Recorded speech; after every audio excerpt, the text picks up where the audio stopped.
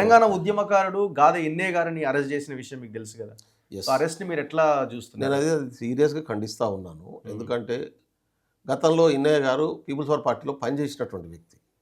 పనిచేసి తర్వాత దాంతో డిఫరెంట్ ఆఫ్ ఒపీనియన్స్ వచ్చి వదిలేసి ఆ పార్టీని వదిలేసి బయటకు వచ్చి ఏదో ఆశ్రమం పెట్టుకొని పేద పిల్లలకు సేవ చేసుకుంటా ఉన్నాడు. సరే గతంలో పనిచేసినప్పుడు మిత్రులు ఎవరన్నా ఉంటే, సహజమైనటువంటి స్నేహితులు ఎవరన్నా ఉంటే, ఆయన వచ్చింది కూడా తెలంగాణ ఉద్యమం కోసం పనిచేద్దామని వచ్చిండు. 95లో తెలంగాణ ఉద్యమం కోసం 95 నుంచి కంటిన్యూస్గా పనిచేస్తూ ఉన్నాడు. మొదటి పుస్తకం ధోకాపడ్డ తెలంగాణ అనే తీసుకొచ్చింది ఇన్నయ్య గారు. ఆ రోజు ఉన్నటువంటి నీళ్ళలో ఎక్కడ న్యాయం జరుగుతుంది, ఎక్కడ ఏమైనా న్యాయం జరుగుతుంది మేధావుల దగ్గర అందరికి పోయి 94, 93లో నేనే తీసుకొచ్చినటువంటి పరిస్థితి. మేమంతా కూడా తెలంగాణ ఉద్యమంలో పోవడానికి కావాల్సినటువంటి ఇన్ఫర్మేషన్ అంతా ఇన్నయ్య గారు తీసుకొచ్చినటువంటి బుక్ నుంచే వచ్చింది. కాబట్టి ఇన్నయ్య గారు తెలంగాణ రాష్ట్ర సాధన కోసం టీఆర్ఎస్ పార్టీ ఆవిర్భావంలో ఆయన ఫౌండర్ మెంబర్. ఆయన ఎప్పుడో పీపుల్స్ వార్ మావోయిస్ట్ పార్టీని వదిలేసిండు. రెండవది ఆ పార్టీ ఐడియాలజీతో డిఫర్ అయ్యే బయటకు వచ్చిండు. ఆయన డిఫర్ కాకుండా ఎందుకు బయటకు వస్తాడు? బయటకు వచ్చి వదిలేసిన తర్వాత ప్రజా జీవితంలో 30 years ఉంచాడు, 1-2 కాదు. సో ఆయన మళ్ళీ ఆ పార్టీతో ఉండదలుచుకుంటే వెళ్ళిపోయేటోడు కదా. కానీ 35 years నుంచి వచ్చి ఇక్కడ పనిచేసి ప్రజల కోసం, అందులోనూ అనాథ పిల్లల కోసం ఒక ఆశ్రమం పెట్టుకొని పనిచేస్తున్నటువంటి వ్యక్తి ఆడికి పోయినప్పుడు ఏదో మాట్లాడిండు. అది మొత్తం దాన్ని రెచ్చగొట్టేటటువంటి పద్ధతిలో ఉన్నాయి అంటే, అరే దాడులు చేస్తున్న వాళ్ళ మీద చర్యలు తీసుకోరు. ఇవాళ ప్రజాస్వామ్యాన్ని కాపాడాలి, రాజ్యాంగాన్ని కాపాడాలి, రాజ్యాంగ విలువల్ని అమలు చేయాలని కోరుకోవడం తప్పెట్లయితుందో నాకైతే అర్థం కావట్లేదు.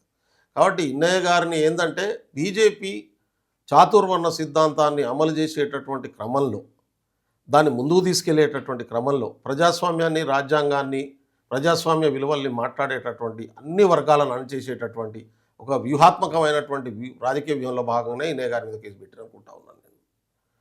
వాళ్ళు ఇన్నయ్య గారి ఒకవైపు నక్సలైట్ పార్టీలో ఉన్నటువంటి వాళ్ళు సరెండర్ అవుతున్నటువంటి వాళ్ళను సరెండర్ చేసుకుంటున్నటువంటి క్రమం, తుపాకులు సరెండర్ చేస్తున్నటువంటి క్రమం, ఈయన ఏదో నక్సలైట్ పార్టీకి పోమని చెప్పి రెచ్చగొట్టిండని మాట్లాడుతున్నారు. మావోయిజం వైపుగా యువతని మళ్ళించి మావోయిజమే ఖతమైపోతుంది, మావోయిస్ట్ పార్టీ క్లోజ్ అయిపోయిందని చెప్తా ఉన్నారు కదా కేంద్ర మంత్రి గారు.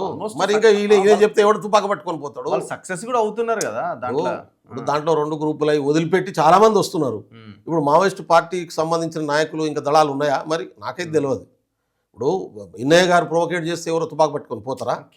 ఇన్నయ్య దాన్ని వదిలిపెట్టి బయట అంటున్నది. అటువంటిప్పుడు ఇన్నయ్య లాంటి ఆయనకు తెలిసినటువంటి వ్యక్తి చనిపోయిన కాడికి పోయి మాట్లాడతారు, జనరల్గా సంతాపం చెప్తారు, ఏదైనా బాధ కలిగినటువంటి అంశాలు ఉంటాయి బయటికి చెప్తారు. అటువంటి ఎమోషనల్ సిచ్యువేషన్లో ఉన్నటువంటి విషయాలను తీసుకొని ఆయన తప్పు చేసిండు, ఆయన ప్రొవోకేట్ చేస్తుండ అనేటటువంటివి మాట్లాడడం అనేటటువంటిది ఇది దురుద్దేశంతో కూడుకున్న తప్ప వాళ్ళకు రాజ్యాంగం పట్ల బలమైన కారణం ఏమైనా ఉండి ఉంటుందా? నేనేమనుకుంటున్నా అంటే డెమోక్రటిక్ స్పేస్లో వాళ్ళు క్లోజ్ చేయదనుకున్నారు. చాతుర్వర్ణ మనుధర్మాన్ని అమలు చేయడమే బీజేపీ ఎజెండా. మళ్ళీ చెప్తున్నాను, ఇది రాసి పెట్టుకోండి. తన ఎజెండాకు అనుకూలంగా వ్యవస్థను తయారు చేయడం కోసం జరుగుతున్నటువంటి పని. తన ఎజెండాకు అనుకూలంగా ఎవరెవరు స్ట్రాంగ్ డెమోక్రసీతో ఉంటారు, ఎవరెవరు స్ట్రాంగ్ ప్రజాస్వామ్యవాదిగా ఉంటారు, ఎవరెవరు పేద ప్రజల పట్ల అనుకూలంగా ఉంటారు, ఎవరెవరు పెట్టుబడిదారులకు వ్యతిరేకంగా ఉంటారు, ఎవరెవరు పర్యావరణాన్ని కాపాడదామని నిలబడతారు, అడవిని కాపాడాలి, గిరిజనులను కాపాడాలి, దళితులను కాపాడాలి, స్త్రీలను కాపాడాలి, సమానత్వాన్ని తీసుకురావాలి, రాజ్యాంగ విలువల ప్రకారం వ్యవస్థ నడవాలి, ప్రియాంబుల్ను ప్రమాణం చేయించడం. వాళ్ళు భారత్ బచావో పెట్టుకున్నారు ఒక సంస్థ.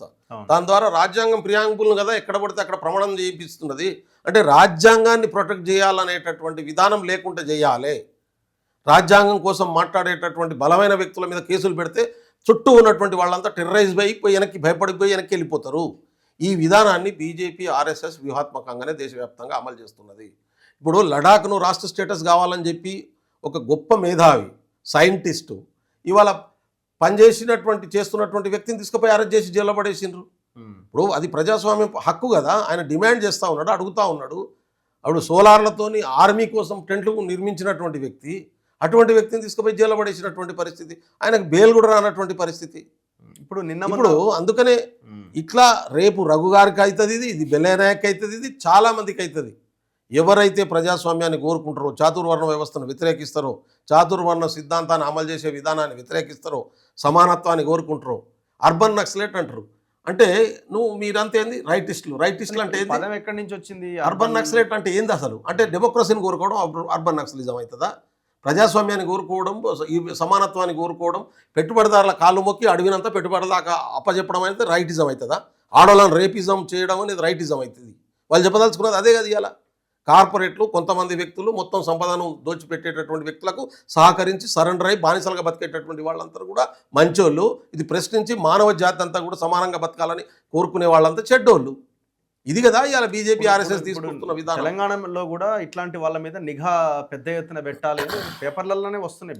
బ్యానర్ ఐటమ్స్ అసలు తెలంగాణలోనే కాదు వాళ్ళవే అర్బన్ నక్సలైట్లవే భారతదేశ వ్యాప్తంగా రాజ్యాంగం ప్రకారం ఉండే వాళ్ళను మనుధర్మానికి వ్యతిరేకంగా అదాని అంబానీ దోపిడికి వ్యతిరేకంగా మాట్లాడే వాళ్ళందరినీ అరెస్ట్ చేస్తున్నారు. మీకు ఏం డౌట్ లేదు. వాళ్ళు చేయబోయేది అదే. ఇన్నయ్యది మొదలైంది, ఇన్నయ్యతో ఆగుతుందని నేను అనుకోను. కాబట్టి ఇవాళ సమాజంలో ఉన్నోళ్ళు మీకు సమానత్వం కావాలన్నా వద్దా? మహిళలన్నా నాకు అర్థం కాదు. సమానత్వాన్ని 3000 సంవత్సరాలు దక్కనటువంటి మహిళలకు రాజ్యాంగం వచ్చినాక సమానత్వం వచ్చింది. వాళ్ళే ఇవాళ మనువాదం కావాలని కోరుకునే వైపు నెడుతున్నారు. యూత్, అందులోనే ఎస్సీ ఎస్టీ బీసీ యూత్, వీళ్ళు బానిసలే కదా తరతరాలుగా, వేల సంవత్సరాలుగా ఎప్పుడు సమానత్వం లేని జాతులు కదా. వీళ్ళు మనుషులుగా కూడా గుర్తించబడలేదు కదా. రాజ్యాంగం వచ్చినా కదా మనుషులుగా గుర్తించబడ్డావు. ఈ మనుషులుగా గుర్తించే నీ రైట్ తీసేస్తున్నాడు. నీ మైండ్ తీసుకుపోయి మతం చుట్టూ తిప్పుతున్నాడు. నువ్వు దేవుని గుడి చుట్టూ తిరుక్కుంటుంటాడు. నీ రైట్స్ అన్ని తీసేస్తున్నాడు. నీ ఆర్థిక హక్కులు, నీ సామాజిక హక్కులు, నీ అన్ని తీసేస్తాడు. నువ్వు శాశ్వతంగా మంచిగా బానిసగా ఉండు అన్నింటికాడ. ఇది చేయబోతున్నాడు. ఇది మన వాళ్ళకి సోయి లేకపోతే ఏం చేస్తాం మనం? ఇప్పుడు నేను చదువుకొని ఇడికి వచ్చినా, నువ్వు చదువుకొని ఇడికి వచ్చినావు. 1950 కంటే ముందు ఏబీసీకి చదువుకునే హక్కు లేదు, ఏ ఎస్సీకి చదువుకునే హక్కు లేదు, ఏ ట్రైబల్కి చదువుకునే హక్కు లేదు. ఈవెన్ క్షత్రియులకు కూడా చాలా మందికి లేదు. క్షత్రియ స్త్రీలకు లేదు, బ్రాహ్మణ స్త్రీలకు లేదు, వైశ్య స్త్రీలకు లేదు. వాళ్ళకు కూడా ఈ హక్కు లేదు. ఇవాళ వాళ్ళు గౌరవంగా బతికే పరిస్థితి. ప్రపంచం అంతా సైన్స్ వైపు పోతూ ఉంటే, ప్రపంచం అంతా సైన్స్ సమానత్వం వైపు పోతూ ఉంటే, మానవజాతి అభివృద్ధి వైపు పోతూ ఉంటే, ఇలా మన దేశాన్ని మూఢనమ్మకాల్లోకి మధ్యయుగాల్లోకి తీసుకుపోయే పని బీజేపీ ఆర్ఎస్ చేస్తూ ఉంటే దానికి అందరం సపోర్ట్ చేస్తున్నటువంటి పరిస్థితి.